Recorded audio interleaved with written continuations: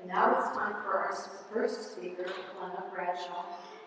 Glenna was born in Minneapolis and lived in 8 cities before moving to Memphis, where she currently resides with her husband, Sonny, 2 spoiled greyhounds. Happily, her daughter and son and 4 beautiful grandchildren live close by. She has been a nurse for 40 years and holds a master's in nursing from Arkansas State University. Spiritually, she is the daughter of St. Ignatius of Loyola. She has been receiving formation from the Jesuit spiritual directors for the last 30 years and has participated in many Ignatian spiritual exercises. She is currently an oblate in the order of the Handmaids of the Precious Blood, whose primary charism is prayerful support of the priesthood. Glenna will undoubtedly inspire you with her prayerful and moving story, and we welcome now Glenna Bradshaw.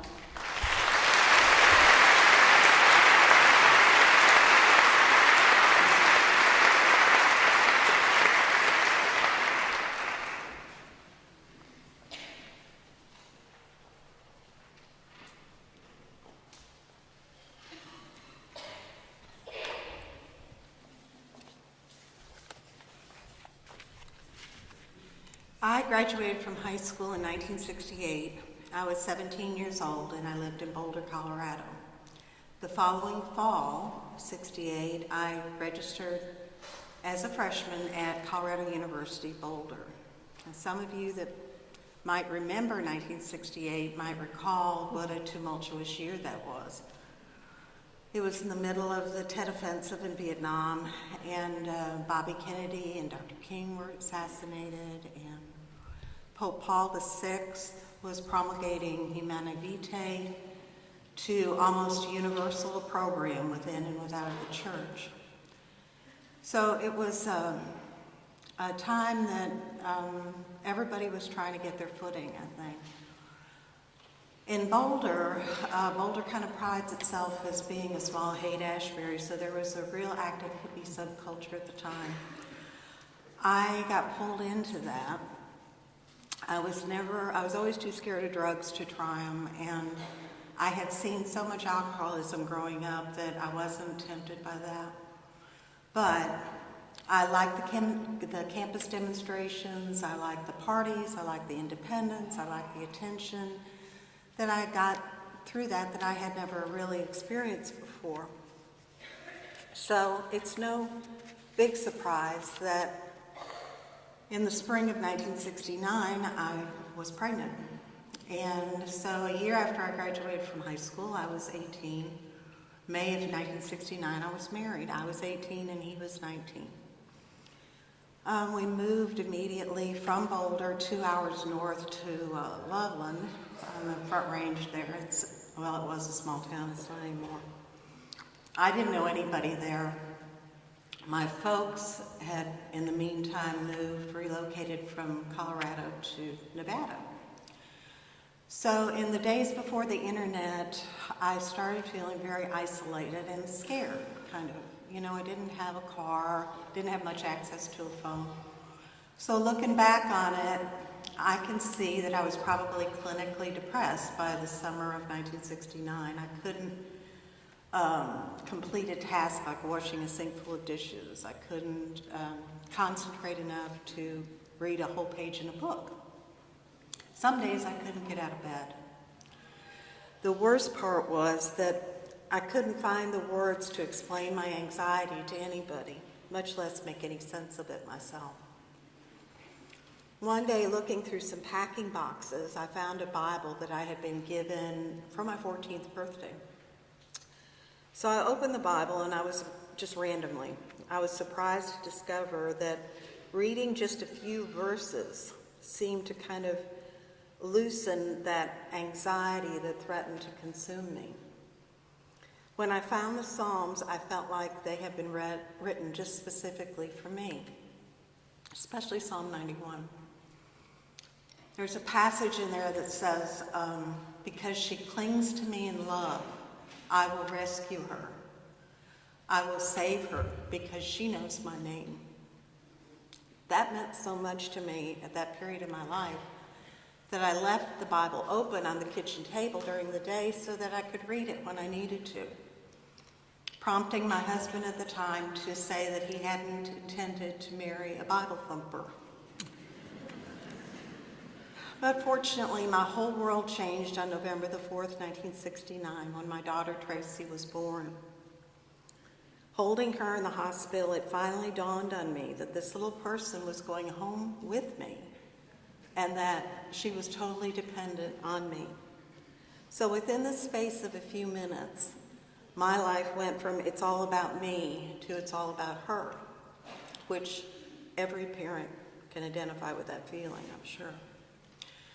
But I was bringing her home to a less than ideal situation. One night during the spring of 1970, my husband and I got in an argument while we were shopping. He left the store and drove home, forcing me to walk home alone in the dark, carrying the baby in one of those white plastic baby carriers I used to have. It wasn't probably less than a mile. But when we got home, the door was locked. So the baby and I spent the night in the car. And it was during that night that I decided that I wanted more for her and for me than this marriage had to offer. So toward the end of that year, she and I flew to Memphis because my dad had by that time taken a position on the faculty at the University of Memphis. We moved into a house on Walnut Grove where my parents were living with my 4 younger siblings. My parents never derided me for my failures and always let it be known that the door was open to their kids. So it never occurred to them, to me, that I couldn't go home again. I enrolled the spring semester at the University of Memphis and became almost immediately aware that I must have been pregnant when I left Colorado. In the days before over-the-counter pregnancy tests, a trip to the Student Health Center on campus confirmed my fears. I remember walking out of that Student Health Center and walking to the Student Union, sitting on the steps at the Student Union, people running up and down the steps next to me, and I was looking at the ground, feeling utterly alone and invisible. I knew nobody in Memphis. I couldn't imagine telling my parents that another baby would be joining their full house. I knew I couldn't return to my husband in Colorado, and at that point I had no way to support myself because I had no education. So I ended up calling the agencies listed under pregnancy resources in the Yellow Pages. I spoke with a nice lady from Bethany Children's Home that used to be up on Chelsea. She told me that I could come there to live during my pregnancy, put my baby up for adoption, and there wouldn't be any charge. That seemed like the answer to my dilemma until she told me that it meant that I would have to leave my daughter for 7 or 8 months. I couldn't bring her with me. This was at a time when we were brand new to the city. She didn't know anybody but me. She was about 15 months old. I couldn't imagine walking out on her because I couldn't explain to her what was going on. So I kept calling. Eventually, I talked to another nice lady who assured me that they help pregnant teens like me every day, that it wasn't a problem anymore because now abortion was legal in the state of New York. She said I could fly to LaGuardia, be picked up at the airport, taken to a hotel. The next day I'd be taken to a clinic on Long Island. I would have the procedure and be back in Memphis by that night. Nobody would need to know. So at that point, I told my mom what was going on, what the situation was. At some point, they had stopped going to a Catholic church, I'm not sure when, they were going to a Lutheran church at the time, here in town. She called the pastor of that church and made an appointment. She and I went and talked to him about my dilemma. He looked at me and said, well, it's not really a problem because no farther along than you are in your pregnancy, it's just a clump of cells. So given that green light, events moved fairly quickly. My husband was only too willing to pay for my airfare and the fee for the abortion. So within a week, I was on my way to New York. People have asked me since what my memories of the abortion clinic. Well, I really don't have many memories of that. It's kind of a blur because at the time I went, they were using general anesthesia rather than local, which they use now. So I didn't really wake up until I was in the van on the way back to LaGuardia. As with so many post-abortive mothers that I've spoken with since, my first conscious thought was one of relief. I didn't have to worry about that problem anymore. I could get on with my life, which is what every single person I talked to advised me to do. And so I did. I went back to class at the University of Memphis. I fell irrevocably in love with a guy in one of my classes. He was a Marine just back from Vietnam. And by the end of the summer of 1971, we were married. Our son was born December of 1972. We were living in Columbia, Tennessee, just south of Nashville at the time. So, if you're keeping track, by the time I was 21, I had gotten pregnant, gotten married, had a baby, become pregnant again, had an abortion, gotten divorced, gotten married again, and had another baby. And I was exhausted. While we lived in Columbia, we attended the Episcopalian church there. One evening while attending a church potluck, I wandered into the small parish library and was looking for something to read. I was conscious of a feeling of emptiness and a vacuum in my life. God had usually used my love for reading to communicate with me, and this day was no different. I found a small book with the intriguing title, 9 o'clock in the morning, and I took it home with me. It was written by an Episcopalian minister who described the charismatic experience and renewal of his West Coast parish. The night that I finished the book, I closed my eyes and said out loud a prayer that I've since learned God always answers. I said, God, if you're there and if you can hear me, I want what this man has in this book. Now, I was praying imperfectly, but I was praying with my whole heart for the experience of the baptism of the Holy Spirit. To my surprise, I immediately became convicted that I needed to confess the abortion. I was genuinely surprised by this because I hadn't really given it any thought in the over 2 years since it happened. Nevertheless, the next morning I took my children to a neighbor to babysit. I drove back to the Episcopalian church we attended. I walked into the rector's office and his secretary met me at the door. She said that he was booked up, but I could make an appointment. I looked over her shoulder and I saw him sitting in his office reading his morning paper. So I just walked around her and went into his office and said, I want to go to confession. Now, that couldn't have been a common occurrence in his life, but to his eternal credit, he got up, shut the door, pulled out a prie-dieu from the wall. I knelt down and probably in 5 minutes made my confession. When I was done, he said to me, at some point you're probably going to wonder whether this sin has been forgiven or not. So for your penance, I want you to begin to say the Lord's Prayer over and over again when that happens. I readily agreed, but my 22-year-old self couldn't really imagine that would ever happen to me, but I said, okay. After that, I went home, I collected my children, I put them down for a nap, I shut myself in the bathroom, I kneeled down by the tub, and I said, okay, God, I took care of my abortion.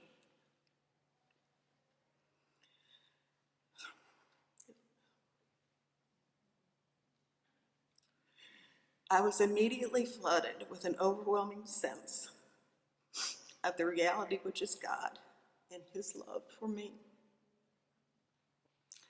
I was given a new prayer language to more adequately express my love and praise for him. The scripture came alive for me. I saw my family for the true gift that they are. The trees were greener, the sky was bluer. I honestly couldn't even believe that I was living in the same world. That was Valentine's Day of 1974. So that was 44 years ago this week. Now, those of you who know me and know my family know that this is not and they lived happily ever after story, but it is a God story. Although we've had the same ups and downs and false starts that every family has, over the years I've experienced the truth of St. John Paul's statement that we are not the sum of our failures, but of the Father's love for us. We're not the sum of our failures, but of the Father's love for us. Turns out, as the years went by, what the Episcopalian minister said would happen did. As I went through nursing school and as ultrasound technology developed, the enormity of my crime began to dawn on me. I had killed my own daughter just because her existence was inconvenient for me. What can be worse than that? There were many times that I had to practice my penance of repeating the Our Father over and over until the temptation to believe more in my own sinfulness than in the mercy of God passed. That divine mercy was confirmed when we found our way back to the Catholic Church a few years later. That mercy provided me with a local priest who had been trained in post-abortion ministry, so I was able to confess my sin again and receive all the graces available to us through the sacraments in our church.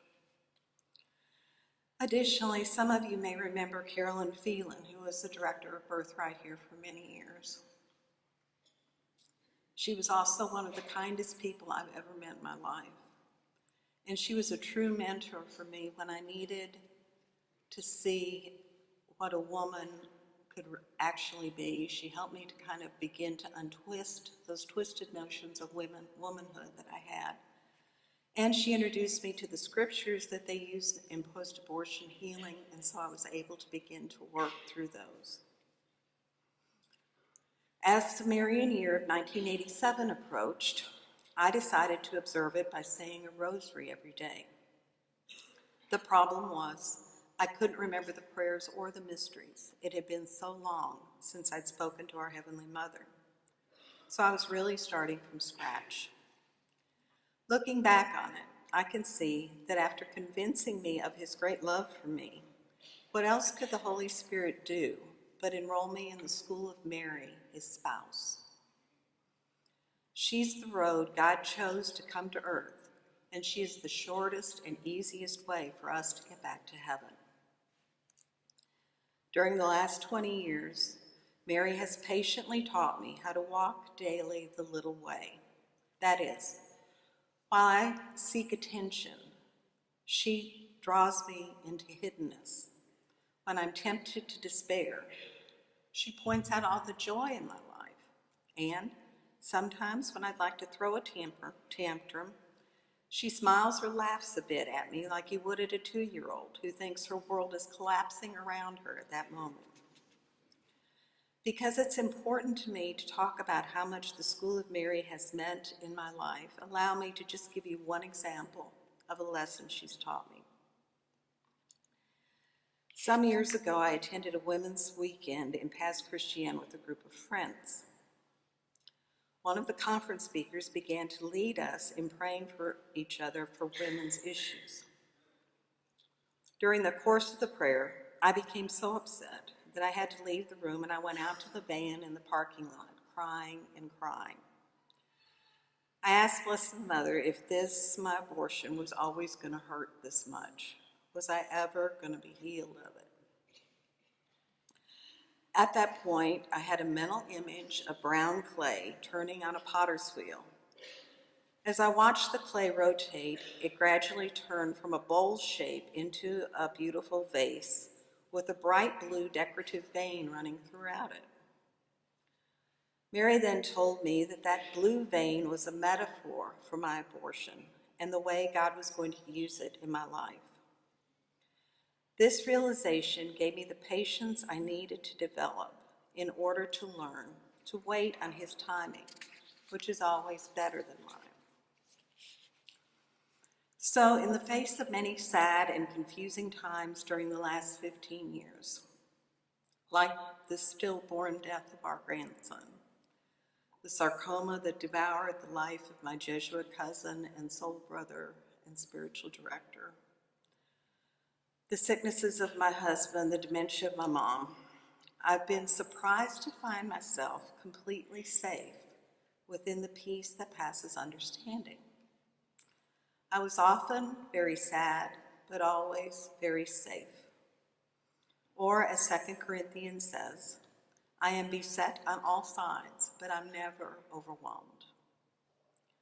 Blessed Mother never tires of showing me that since my house is built on the rock of Jesus and His church, I have nothing to be afraid of and nothing to be ashamed of, because since I died with Christ, I've also risen with Him, so my many wounds are absorbed in His. To Him be the glory forever. Thank you.